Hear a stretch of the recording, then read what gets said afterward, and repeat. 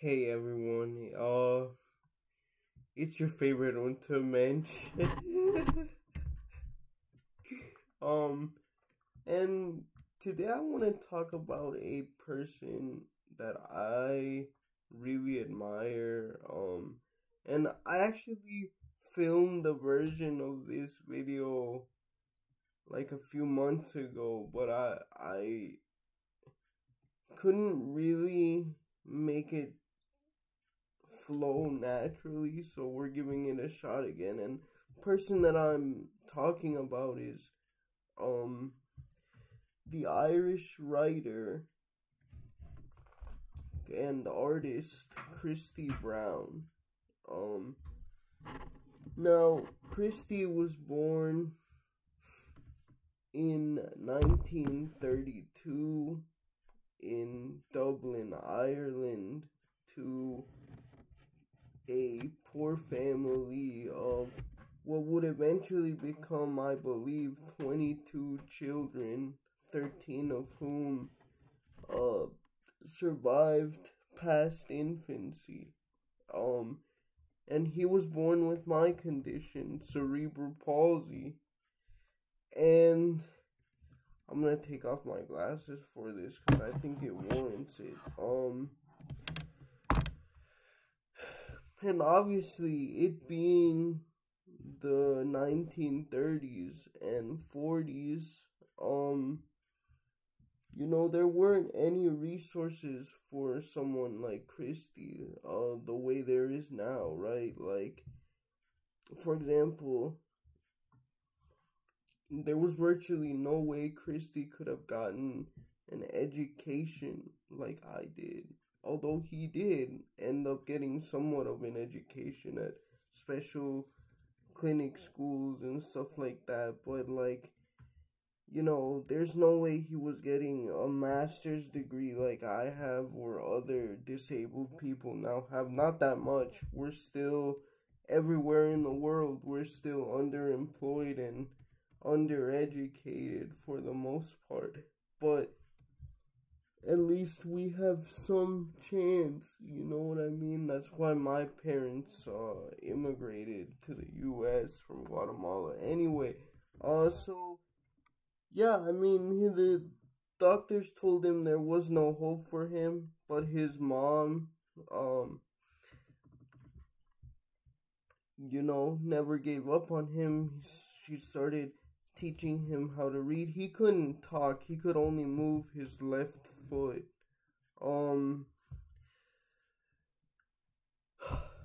And yeah, slowly but surely, he started writing with his left foot, learning how to use a typewriter. Then he met, a social worker named Catriona Delahunt, I think, was her maiden name, and then her married name became McGuire, or I'm mixing those two up. Either way, and as a social worker, she started getting him into contact with a whole bunch of people. They got into contact with Robert Collis, who was a medical doctor who specialized in cerebral palsy in Ireland at that time. And they got him into programs, they got him into all this different type of stuff, and he started developing as a human being, and he was reading a lot. And one day he decided, I'm gonna write about my life. And so he did. And he went through so many different drafts, and he had his family write for him, and he would write some of it using his foot and the typewriter. And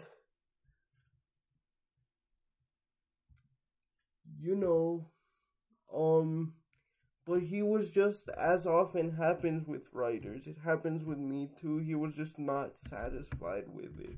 And eventually, he realized that Robert Collis, his doctor, was a writer, a very famous Irish writer at that time. I don't think he's that well known today, although my Irish subscribers can tell me if I'm actually wrong about that. But, yeah, so he calls up, Robert Collis, and he's like, I need you to come look at my book. And like that same night, Robert came to his house and he's like, I got your message, I got your SOS, let's look at this book. And he basically read through his entire autobiography, and he was like, man, I'm gonna be honest with you, this sucks. And like, you're trying so hard to be James Joyce, to be this writer and that writer, that you're not being yourself. You need to develop your own style. You're not James Joyce. And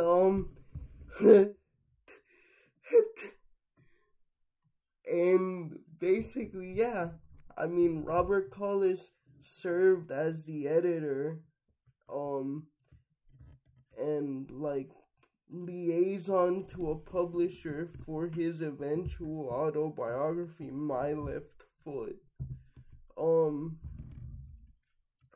And it was an international bestseller about his life with cerebral palsy. I was scanned on autobiographical details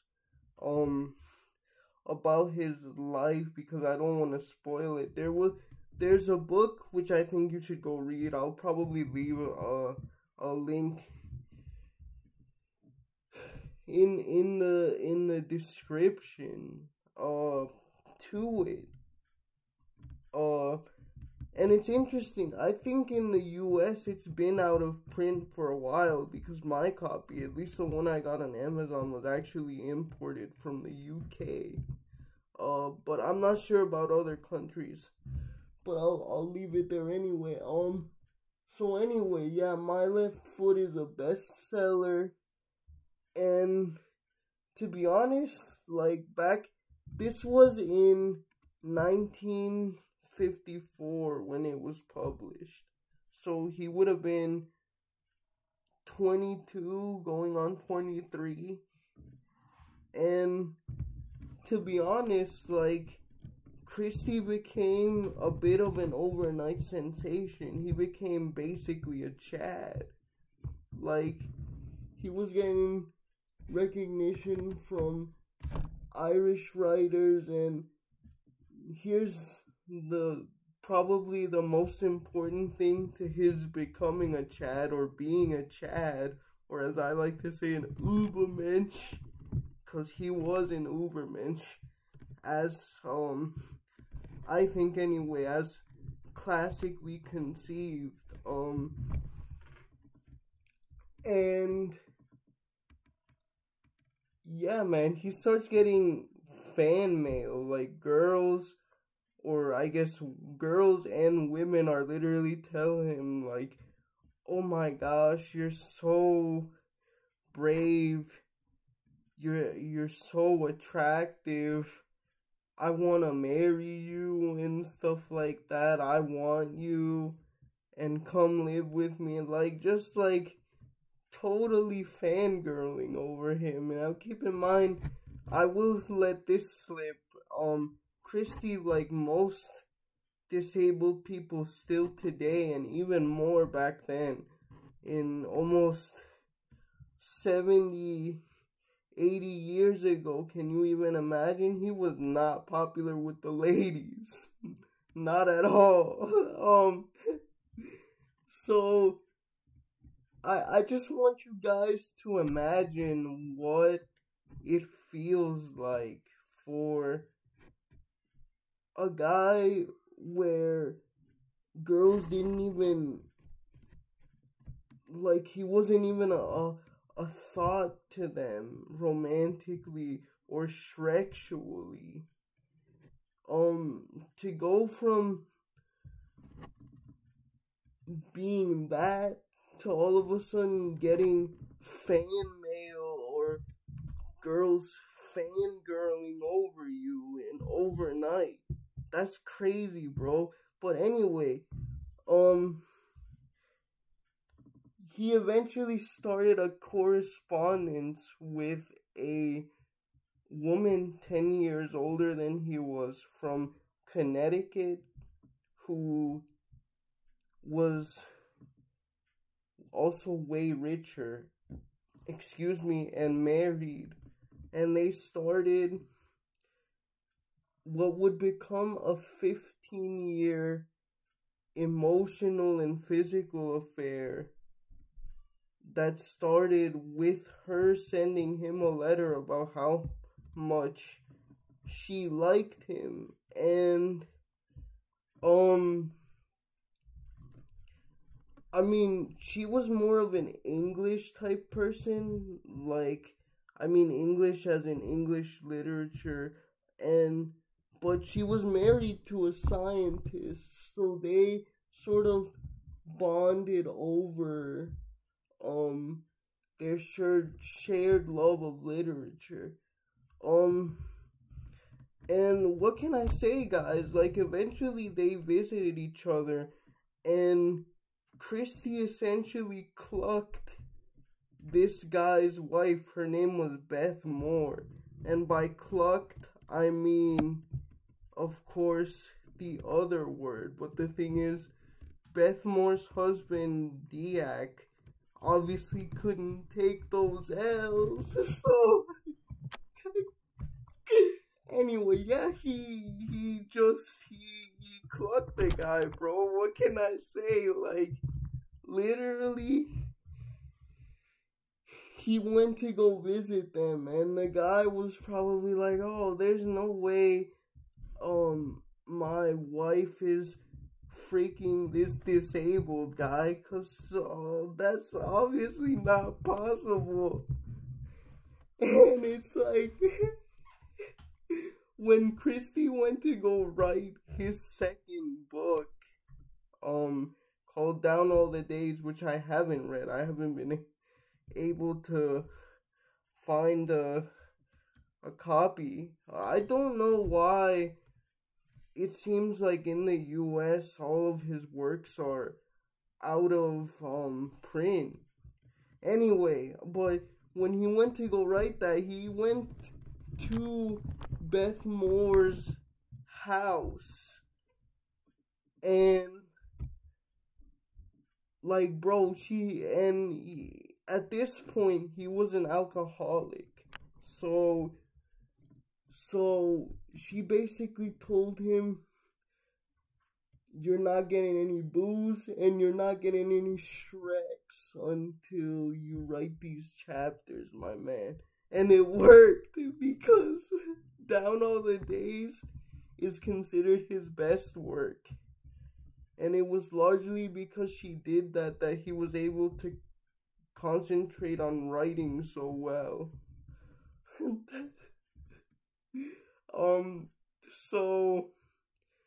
But eventually their affair ended because Christy, as disabled people tend to do because they don't have much experience with love, he quickly fell for a younger woman from England, not from the United States.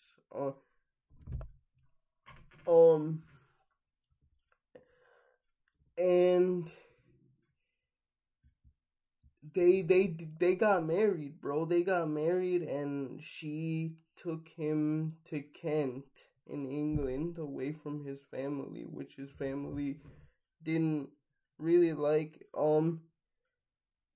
And honestly, guys, I'm gonna give my judgment here and say that wasn't a smart move, and you'll see why in a second. But I mean, I've read that they had planned to buy a house together in the United States. Like, she was gonna bring him over, divorce her current husband because her current husband found out, and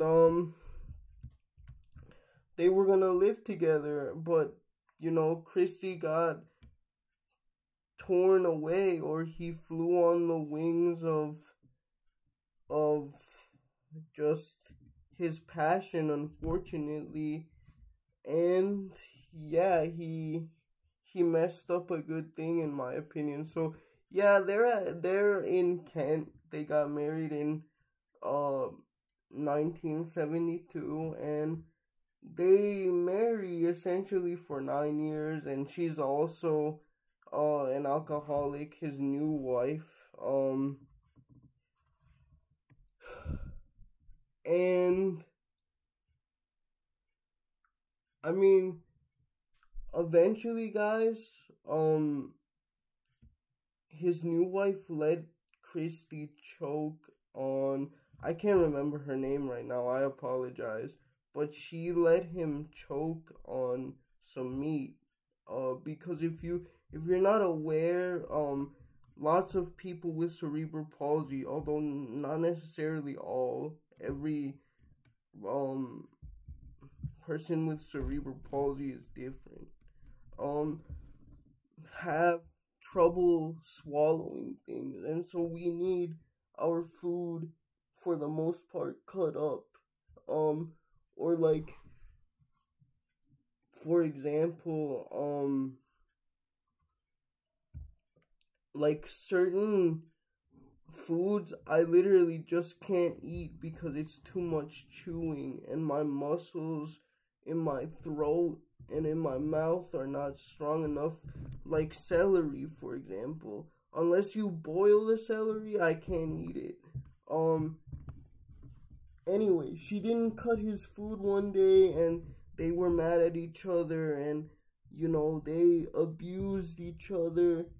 Um, and one day, she kind of just let him choke on meat that she didn't cut up into small enough pieces. And he passed away. What can I say? He was essentially manslaughtered by his own wife.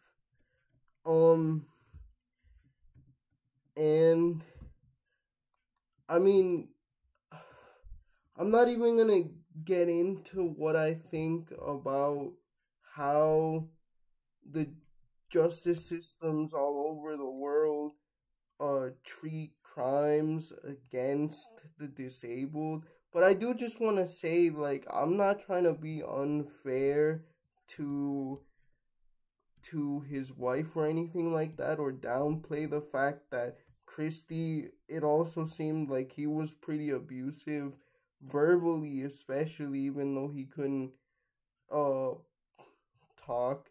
If you don't know, but people, after a while, even if you of like living with a person with speech difficulties, you get to understand them. So I'm not trying to excuse Christy's abuse, but I think honestly they should have both been arrested for domestic abuse.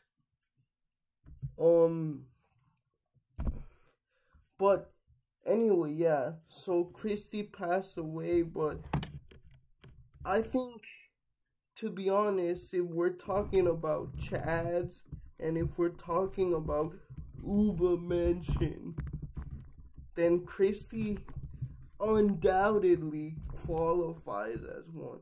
Undoubtedly qualifies as a bright light that burned so quickly, too quickly for his own good. And he serves, in my opinion, as a cautionary tale about why disabled people shouldn't rush to get into relationships, even though I know we're desperate, guys. I know it. We're touch starved. I know. But, like, this is the type of things, like with Christy and his wife, that we have to deal with. And, the cops may not believe us, or it may go unreported because our partners gaslight us into thinking we would be nothing without them and stuff like that. And so I really do think on one side, the story of Christy is quite tragic. Now they did make a movie based on his autobiography and Down All the Days called My Left Foot as well in 1989 with Daniel Day-Lewis, but the thing is, they don't show the part about him getting unalived.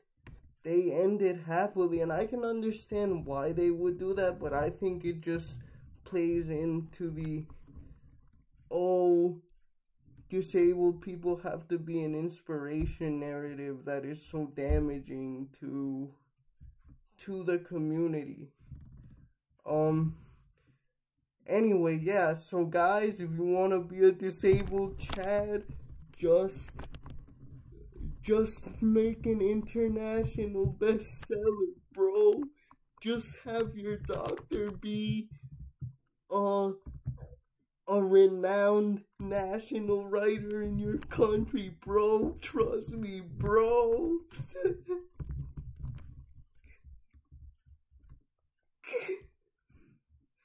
No, anyway, man. But yeah, that's how to be a disabled Chad. Bye.